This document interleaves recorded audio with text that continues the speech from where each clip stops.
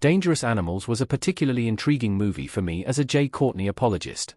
When Hollywood was testing Courtney as a leading man, he was let down by the vehicles designed for this purpose, mainly the poorly reviewed legacy sequels A Good Day to Die Hard and Terminator Genesis. However, he has consistently shined in villain or antihero roles since then.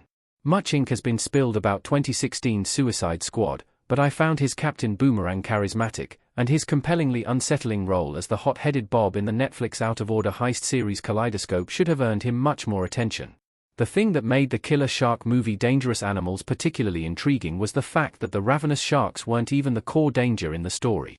Courtney plays Tucker, a man who runs a cage diving business in Queensland, Australia, and moonlights as a serial killer who feeds unsuspecting tourists to sharks. Most recently, he has kidnapped lone wolf American surfer Zephyr, Hassie Harrison, whose only connection on land is her one-night stand of the previous night, Moses, Josh Houston, whose interest in cracking her hard exterior and pursuing a romance leads him to discover that she has gone missing. Courtney is the standout in Dangerous Animals. Tucker is a charismatic and memorable villain. As I suspected, 2025's Dangerous Animals is an excellent showcase for Courtney's on-screen villainy. Tucker is a character who could have been entirely flat. He isn't given much of a background and his main function in the story is to act as a brick wall for Zephyr to throw herself against.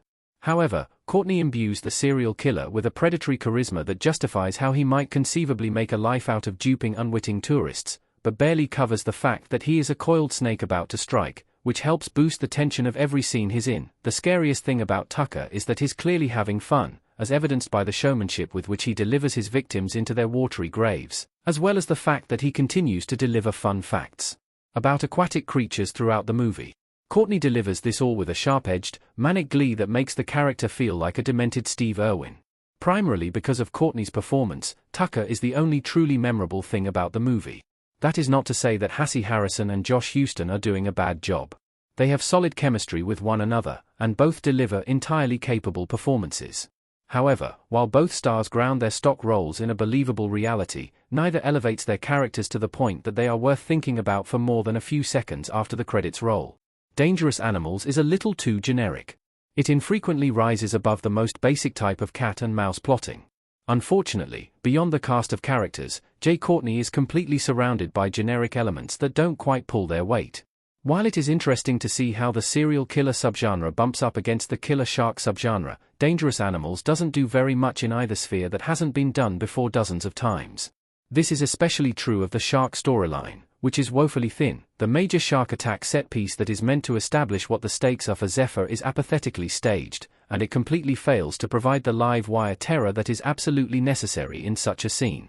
Additionally, while the cat and mouse serial killer storyline has a few unexpected moments, it mostly fails to earn its position as the primary mode of the plot. It is not quite gory enough to sell Zephyr's physical predicament, and the script has very few ideas for ways for her to make interesting use of the setting as she tries desperately to escape. The romance storyline also fails to offer an interesting juxtaposition with the rest of the movie, because the characters are laboriously shoved into positions that make sense from a plot perspective, but don't come organically from their established personalities. This is compounded by a third act that seems to think that merely repeating a phrase from the first act counts as bringing the story full circle, even though it is arbitrarily shoehorned into the dialogue in ways that frankly baffled me. As a meat and potatoes thriller, Dangerous Animals does get the job done, but if it didn't center Courtney's great serial killer performance, it would have absolutely nothing to recommend it to those who aren't already wholly devoted to watching every single thriller that comes to theaters.